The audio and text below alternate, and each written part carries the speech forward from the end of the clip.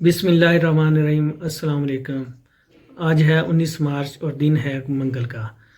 ناظرین، پاکستان تحریک انصاف کے لیے بہت بڑی خوشخبری۔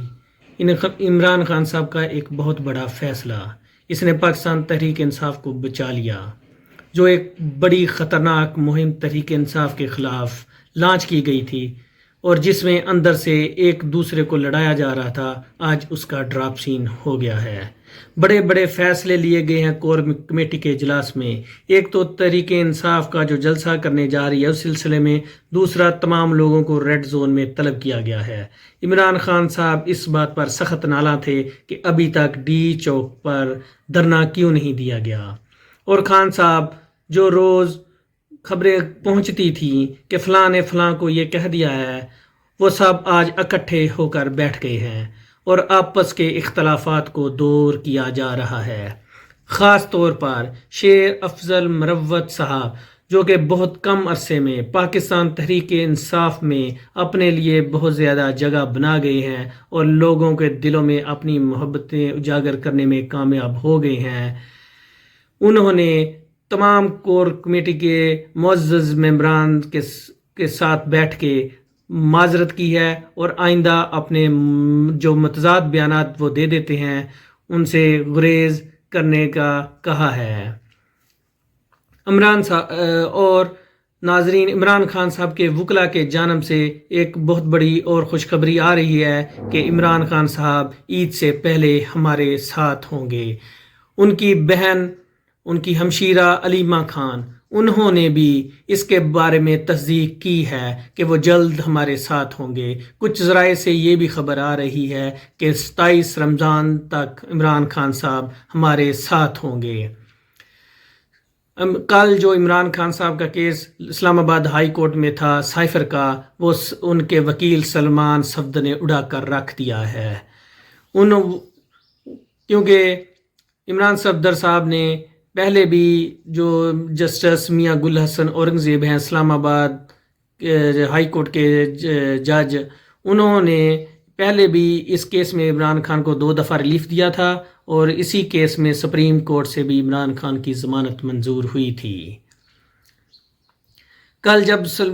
سلمان صفدر صاحب یہ دلائل پیش کر رہے تھے اس کیس کے بارے میں، تو میاں گل حسن اورنگزیب صاحب نے یہ کہا تھا کہ اس کیس کے تو کوئی سار پیر نظر نہیں آ رہے، اور چیف جسٹس اسلام آباد ہائی کورٹ نے بھی کہا تھا کہ ایک سیاسی تقریر پر کیسے کیس بن سکتا ہے۔ ناظرین، پاکستان تحریک انصاف نے ایک باقاعدہ درخواست اسلام آباد میں جلسے کے لیے دے دی ہے۔ یہ پاکستان تحریک انصاف کے جو پرانے رہنما ہیں عامر مغل صاحب، جو کہ نیشنل اسمبلی کی سیٹ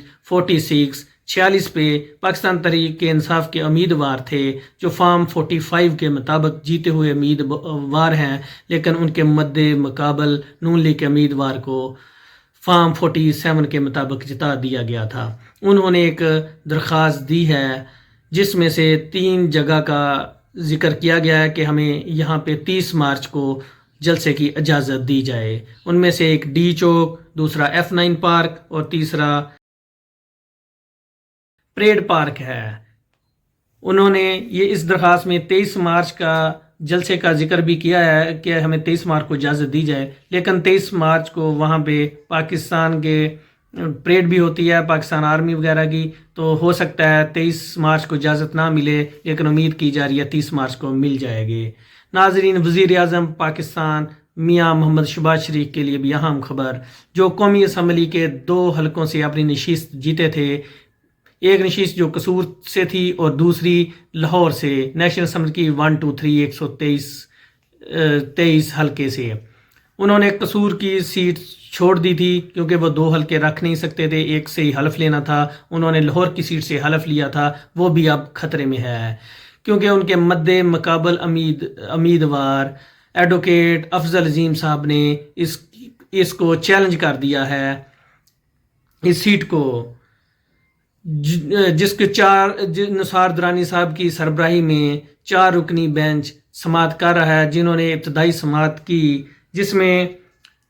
افضل عظیم صاحب کے وکیل نے عدالت کو بتایا کہ یہ فارم 45 کے مطابق افضال عظیم صاحب یہ سیٹ جی چکے ہیں، لیکن فارم 47 کے مطابق شہباز شریف صاحب کو جتا دیا گیا ہے۔ تو جس پہ اس کمیٹی کے سربراہ کمیشن کے سربراہ نثار درانی صاحب نے الیکشن کمیشن کے وکیل سے پوچھا کہ اس شہباز شریف نے یہ سیٹ اپنے پاس رکھی ہے، تو الیکشن کمیشن کے وکیل نے بتایا کہ اس سیٹ سے نیشنل اسمبلی کی 1 2 3 سے شہباز شریف نے حلف اٹھایا ہے اور وزیر اعظم پاکستان کا عہدہ بھی سنبھال لیا ہے۔ ابتدائی سماعت میں کمیشن نے اب فیصلہ محفوظ کر لیا ہے۔ اس کے بارے میں جو آگے مزید خبریں آئیں گی آپ کو بتائیں گے، اور ناظرین پرویز الہی کے بارے میں بھی آپ کو بتاتے جائیں، جو انہوں کے RO نے کاغذات کے نامزدگی جو PP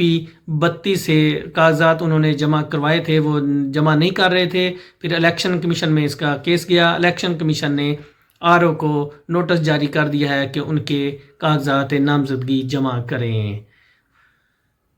باقی مزید خبروں کے ساتھ رہیے، انشاءاللہ ہم آپ کو مزید اچھی خبریں بریکنگ نیوز دیں گے۔ میرے چینل کو سبسکرائب کیجیے، مہربانی ہوگی۔